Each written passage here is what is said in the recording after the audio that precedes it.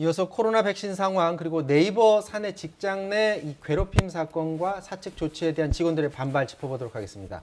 양지열 변호사, 김민하 평론가 나오셨습니다. 안녕하십니까? 안녕하세요. 안녕하세요.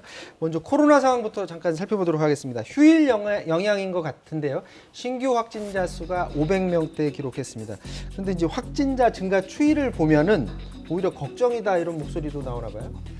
그렇습니다. 지금 신규 확진자가 501명인데 네. 아무래도 월요일에 발표되는 신규 확진자 숫자는 이제 주말에 검사 건수가 줄어들었기 때문에 좀 적은 숫자가 나온다. 우리가 네. 이렇게 알고 있죠. 그런데 지난 월요일에는 300명대, 그 전주 월요일에도 300명대 이렇게 나왔기 때문에 이번에 월요일에 500명대가 나오는 거에 대해서는 상당히 이제 우려스럽다. 이런 얘기가 지금 나오고 있는데요. 이게 집단 감염 사례가 몇 개 이제 더 추가가 되는 그런 상황이 됐기 때문에 좀 소폭 이렇게 확진자 수가 올라간 것으로 보이는데 한 주간의 어떤 확진자 숫자를 각 주별로 비교해 보면 사실은 그동안 감소세였거든요. 네. 그래서 이게 일부 집단 감염 사례에 의해서 일시적으로 이제 증가한 것인지 아니면 지금 감소세가 다시 증가세로 이제 바뀐 것인지는 앞으로 추이를 좀 더 지켜봐야 확인할 수 있을 것 같습니다. 통상 이 전문의들은 한 수요일까지 상황 좀 지켜보고 그 추이를 봐야 된다라는 말씀들을 하시더라고요.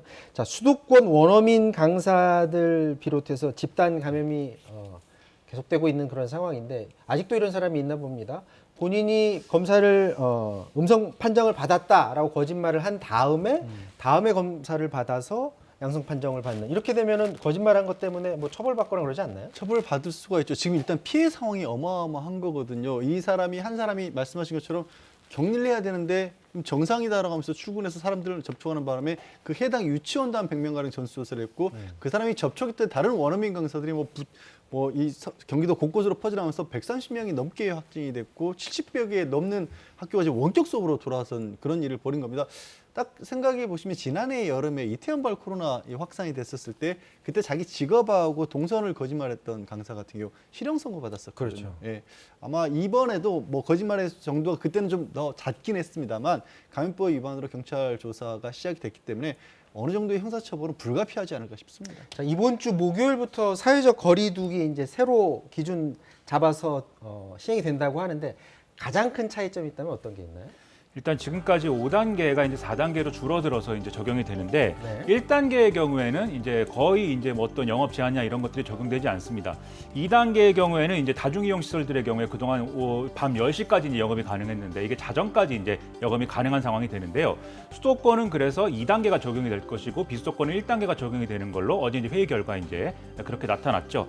그리고 이제 사적 모임 금지와 관련돼서는 원래 1단계에서는 이제 제한이 없는데 지금은 이제 이 갑자기 이제 사적 모임 지금 제한을 풀어버리면 상당히 확진자가 또 늘어날 수 있는 그런 계기가 될 수가 있어서 이건 좀 이행 기간을 2주 정도 두기로 했습니다. 그래서 네. 수도권의 경우에는 6인 이상 모이지 않도록 하는 이런 이제 제한을 두고 6인까지입니다. 네, 6인까지. 6인까지는 모일 수 있는 거예요? 그렇습니다. 네, 6인까지 모일 수 있도록 하고 그다음에 비수도권의 경우에는 8인까지인데 이 셀 때 이 백신 접종이 완료된 분들의 경우에는 이 세는 것에서 이제 제하고 직계 가족이 모일 때요.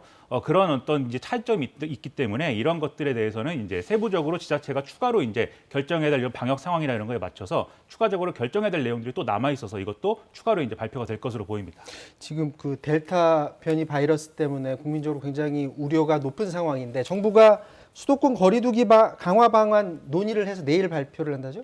그렇습니다. 지금 쭉 말씀드린 내용을 보시면 이제 거리두기 이제 완화에 가까운 내용으로 지금까지 말씀드렸는데 이렇게 네. 거리두기 완화를 어쨌든 결정한 배경이라는 것은 어쨌든 이제 이 자영업자와 소상공인들의 고통을 더 이상 외면할 수 없다. 그래서 거리두기 완화라는 건 일정 부분 불가피하다 이렇게 판단이 되지만 지금 그럼에도 불구하고 우려되는 상황들이 있거든요. 가령 수도권은 2단계인데 비수도권 1단계라고 했을 때 지금 아무래도 휴가철이기 때문에 이 지역으로 이제 어떤 이동을 하거나 휴가를 가는 경우들이 있을 수가 있어서 좀 확산이 되고 이럴 수가 있지 않습니까? 그래서 그런 것들을 방지하기 위해서 어쨌든 수도권의 경우에는 방역을 강화해야 되고 비수도권도 일부 지자체 상황에 따라서 방역을 강화해야 될 필요성이 지금 있다는 거죠. 그래서 그 결과는 이제 내일 이제 논의를 해서 발표를 하겠다라는 얘기입니다. 자, 코로나 백신 얘기 이 정도로 마무리를 짓고요.